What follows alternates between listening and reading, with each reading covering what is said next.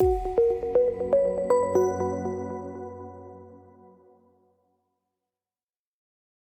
can I make it right with my child after losing it? I'm going to share with you the step by step process of to do repair with your child.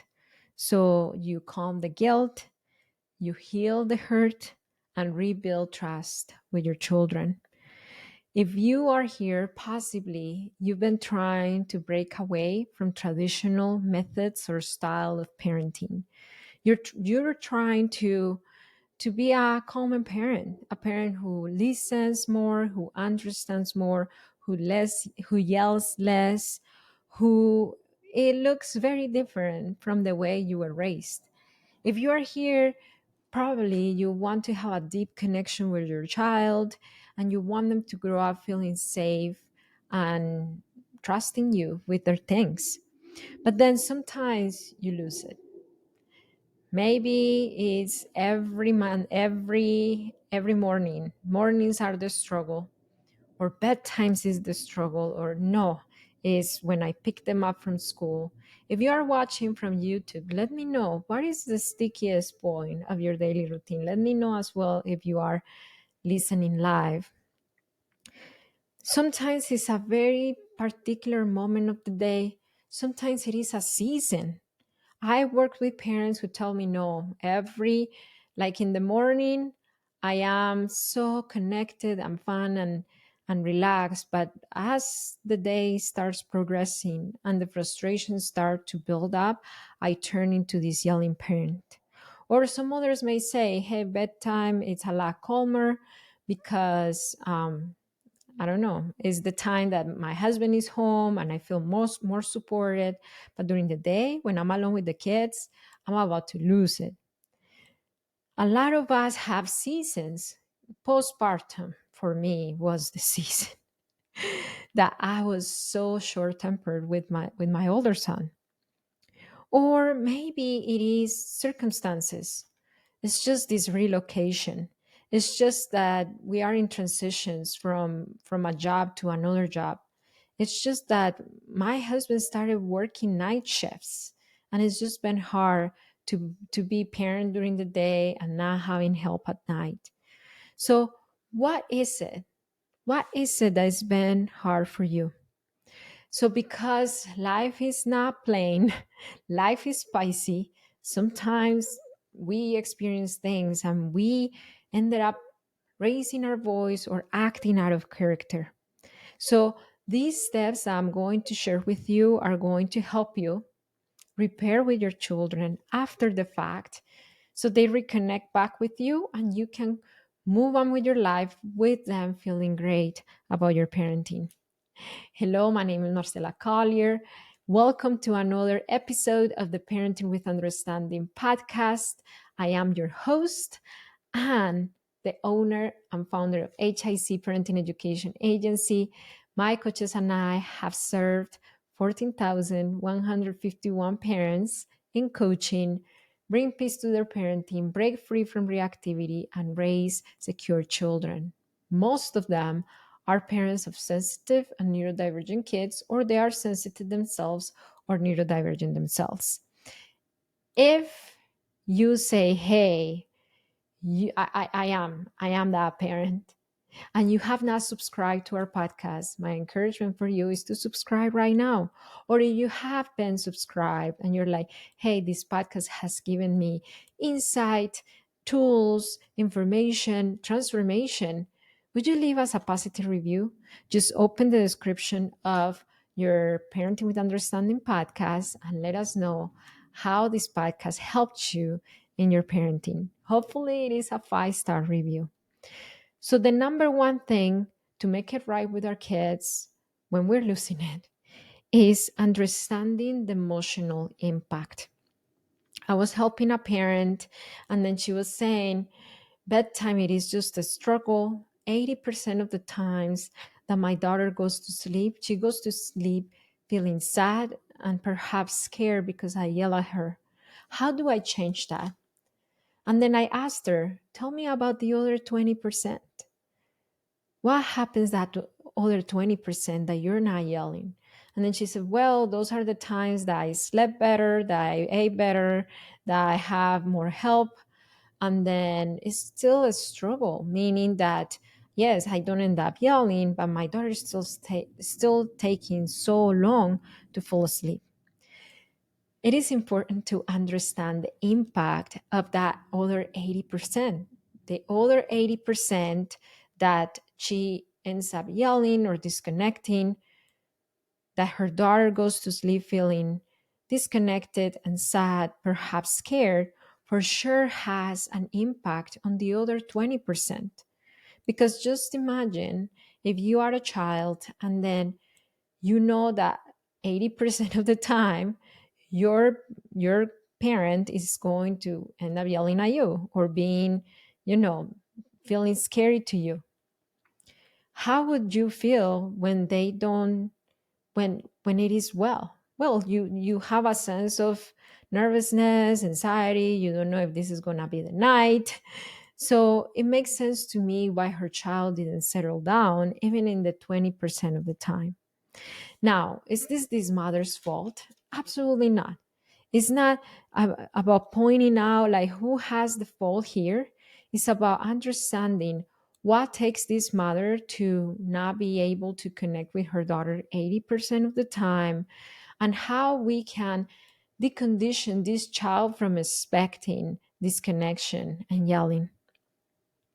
So the 20% of the time, yes, but 20%, that 20%, I'm still dealing with her getting up from the bed, running away, not wanting to fall asleep because she's expecting it. So understanding the emotional impact means explaining to our kids what the impact is. So part of the repair process that I teach my clients, it's about owning what's been happening and explaining to our kid at their level what's been happening. Bedtime has been a struggle for me. I'm just giving you an example. Bedtime has been a struggle. Mommy's been feeling overwhelmed, frustrated, so tired that I yell. And I'm sure that you might be feeling sad and scared, right? So those times that mommy doesn't yell, it might feel to you that like you're expecting that at some point I'm going to end up there, right? I'm sorry. I promise you that I'm going to work and try my best to remain safe, even if I'm tired. You don't deserve that. So when we create a coherent narrative in our children, they are able to see this is not part of the norm and there is a better way, and mom is working towards that better way. That calms down the anxiety. And what really, really, really moves the needle if we stay consistent. If we stay consistent. And that's number two. The importance of repair is adjusting a new normal or adjusting a new consistency. So, right here, the consistency was that 80% of the time, the 80% of the time, this child went to bed, she went to bed feeling sad, I'm feeling disconnected, fearful. So, how can we flip it? I know that working towards perfection is impossible, but how can we flip 80-20, 80 disconnection, 20 connection to the opposite? 80% connection and 20%, yes, we're humans and we sleep, disconnection. How can we stay consistent? So that's when we start working with these clients because they want to stay consistent, but they don't know how. And it usually has to do with their unmet needs. So this parent was living in a situation where she was waiting until the daughter fully fell asleep to eat, to brush her teeth, to take care of her needs, to take her makeup off, to put her pajamas on. Once she started being aware of her needs and meeting her needs, even before she started the routine with her child, things started to take a turn because she started having a lot more energy to contain her child emotionally at night. That was that was paramount. That was very crucial because she was able to stay regulated for longer periods of time. And over time, this started to flip. That 80-20 started to flip to another different 80-20. To 80% of the times, this child went to bed. She felt connected, she felt seen, she felt happy, she felt safe. So, my invitation for you is how can I make it right with my child after losing it? It's about forgiving yourself and seeing what is the need that is unmet and how can I meet that need so I can keep myself in my window of tolerance longer. I have an invitation for you. If you want to break free from all that frustration, feel a lot more peaceful. There is a system that I teach my clients. It's called the Parenting with Understanding System of Needs for you to gain a full understanding of your needs. And I explain it to you in a free class that you can access today. Just go to hicparenting.com. If you're watching from YouTube, I'm going to leave a link somewhere, a card here, up here of the video. If you are listening to the parenting to the podcast on your podcast feed, just open the description of your podcast and the link is there. Or on YouTube is in the link in the description below. After that class, you are going to know exactly what are the skills that we developed in this particular parent for her to flip the script in her parenting and take her daughter to bedtime feeling connected, feeling loved, unregulated, patient. The last thing is okay, so I've already explained the emotional impact. I already repair with keeping consistency. Then, how do I really say sorry to my child? This is something that a lot of us did not see a model from our parents. Our parents did wrong to us, yell at us, and then the next day they pretended that nothing happened. Did you leave that? Let me know in the comments if you're watching from YouTube. Or they just said a very empty sorry with a justification. I'm sorry for yelling at you, but you should have gone to bed when I told you. Oof, that's an empty apology. Did you leave those? I'm sorry if you did. I leave them too. So the way to deliver an apology to our child is basically the same way you would do to an adult from a place of owning our things. So it sounds something like this. I'm sorry for blank. You must have felt blank. Next time I will blank. I'm sorry for yelling at you. You must have felt scared and sad. Next time I'm going to take a breath. I'm going to take deep breaths. I'm going to eat before starting bedtime. So I'm a little more patient with you. And that's basically how you do the repair process. So, how can I make it right with my child after losing it? It's basically a few steps. Number one, understanding the emotional impact. Number two, then create a new consistent response so your child doesn't expect the dysregulation and the disconnection. And number three, delivering a sincere apology. Number four, and this is the last one, is reinforcing positive patterns. Reinforcing positive patterns. A lot of us parents who grew up in a perfectionist with a perfectionist wound. Yes, perfectionism is a wound because it comes from very high expectations that were placed on us that were higher than what we could really achieve. And those high expectations really create a lot of anxiety and stress in us. So, reinforcing positive patterns means acknowledging when things go well.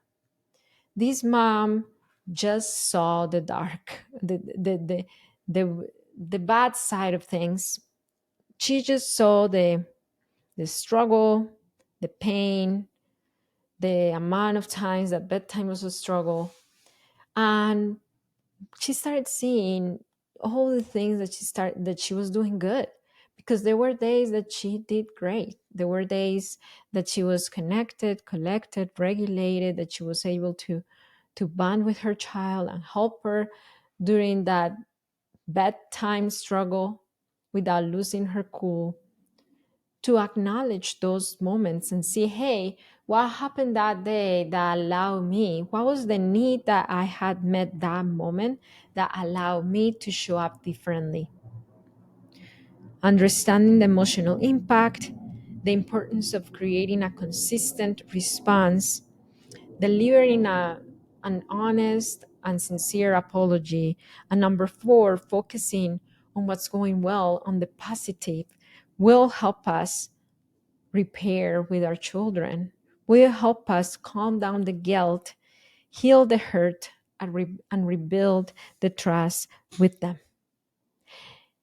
If this Parenting with Understanding podcast gave you information, inspiration, if you feel excited about repairing with your child, will you share this podcast episode with one person? If you are driving, not right now, but if you can stop for a moment and hit the share button and share it with one person, maybe it's your spouse, maybe it's your sister, your mother-in-law, maybe it's the co-worker that you talk about parenting with her all the time. Share this podcast episode with a friend and let them know that there is always room for repair. There is always room to raise children who feel deeply connected with us. I want to let you know that you are a secure parent, and it only takes understanding of yourself and of your children's needs to transform your parenting. I'll see you next time. Bye.